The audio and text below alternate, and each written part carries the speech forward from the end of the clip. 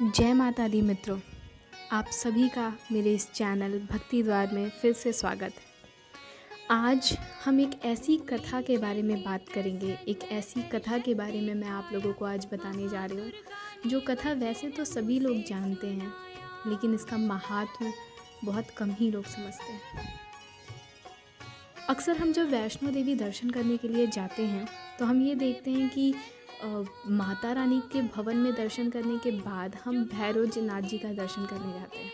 और अक्सर ये कहा जाता है कि जब तक हम भैरवनाथ जी का दर्शन नहीं करते हैं तब तक हमारी यात्रा पूरी नहीं होती है।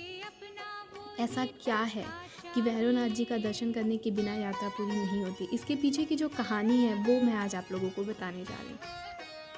तो दोस्तों, कटरा में एक गांव था जिसमें श्रीधर नाम का एक माता रानी का बहुत ही बड़ा भक्त रहा करता था। श्रीधर गरीब था, दुखिया था, लेकिन दिल का बहुत ही ज़्यादा अच्छा था। उसे कोई संतान नहीं थी, इसलिए वो माता रानी की आराधना करता रहता था क्योंकि उसे संतान चाहिए थी। वो देवी का बहुत ही बड़ा भक्त था।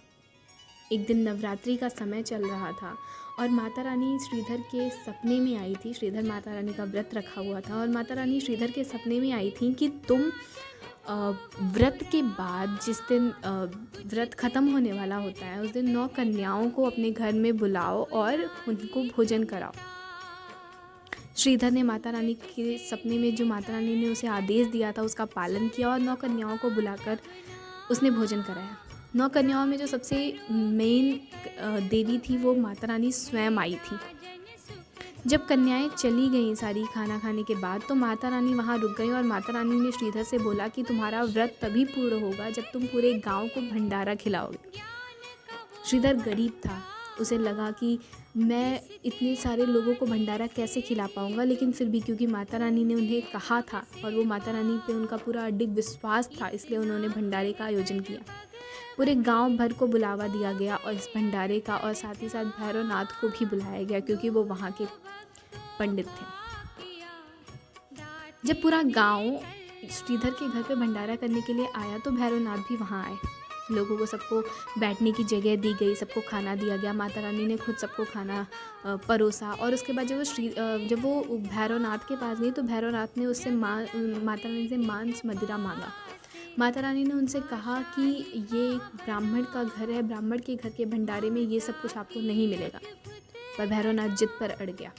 तब माता रानी को उसकी बातें समझ में आ गई, उसकी चाल समझ में आ गई। माता रानी ने उसे मना किया और अपना जो उनका असली स्वरूप था उसको धारण किया। फिर क्या था, भैरवनाथ माता रानी को मारने के उद्देश्य से उनके पीछे लग गया। माता रानी आगे भागती गई और भैरवनाथ उनका पीछा करता गया। एक जगह पर रुक के माता रानी ने पलट के भैरवनाथ को देखा था। जब आप वैष्णो देवी जाओगे तो आप देखोगे कि उस जगह को चरण पादुका के नाम से जाना जाता है। माता रानी के साथ वीर हनुमान भी थे।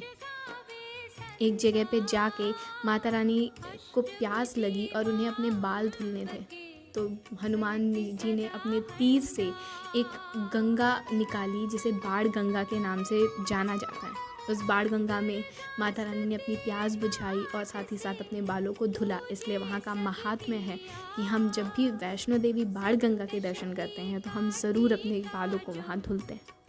वो पानी बहुत ही ज़्यादा पावन है। इसके बाद माता रानी और आगे चली। भैरवनाथ उनका पीछा कर रहा था। माता रानी एक गुफा में जाकर 9 महीने तक तप किया। 9 महीने तप करने के बाद बाहर श्री हनुमान जी माता रानी के सेवक बन के खड़े थे और जब भैरवनाथ वहाँ पहुँचा तो हनुमान जी ने माता रानी की सुरक्षा की भैरवनाथ से। 9 महीने के बाद माता रानी वहाँ से एक दूसरा रास्ता निकाल कर उसमें से आगे निकल गई, बाहर निकल गई, जिस रास्ते को गर्भजून के नाम से जाना जाता है। कहा जाता है कि जिस तरीके से एक बच्चा अपनी माँ की कोख में जीवन में एक बार जाता है, 9 महीने के लिए रहता है, उसी तरीके से इस गर्भजून में भी हर इंसान को एक बार ज़रूर जाना चाहिए। उसे गर्भजून के नाम से या कुमारी के नाम से वो जगह विख्यात है। उसके बाद माता रानी और आगे बढ़ी और अपने भवन के पास पहुंची जहां भैरवनाथ उनको ललकारे हुए खड़ा था। माता रानी ने उसे बहुत समझाने का प्रयत्न किया और उसे बोला कि तुम वापस चले जाओ, लेकिन भैरवनाथ अपने जिद पर अड़ा रहा, वो वापस नहीं जा रहा था। माता रानी ने फिर उसका सिर धड़ से अलग कर दिया और उसका सिर जाकर गिरा भैरव चोटी पे, जहाँ उसका मंदिर बना है। भैरवनाथ को अपनी गलती पे पछतावा हुआ और उसने माता रानी से क्षमा मांगी। और माता रानी हमारी हैं ही इतनी भोली, कोई भी दिल से जब उनकी शरण में जाता है तो वो उसे अपना बना ही लेती।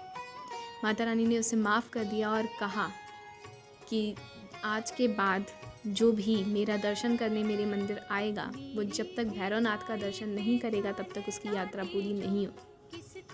भैरवनाथ अपने मंदिर में जाकर बस गए और माँ ने भवन में अपना पिंडी स्वरूप धारण किया। और पिंडी स्वरूप में वो अभी भी अपने भक्तों की सेवा कर रही हैं और आगे भी हमेशा वो अपने भक्तों की सेवा करेंगी। माता रानी के अनन्य भक्त रोज माता रानी से मिलने उनके भवन जाते हैं। तो बोलो जयकारा शेरा वाली दा साचे दरबार की जय। ये रहा आज का वीडियो दोस्तों। मेरे चैनल को सब्सक्राइब करिए, मेरी वीडियो को लाइक करिए, शेयर करिए और ऐसे ही कथा सुनते रहिए। जय माता दी। खुश रहिए, सुरक्षित रहिए।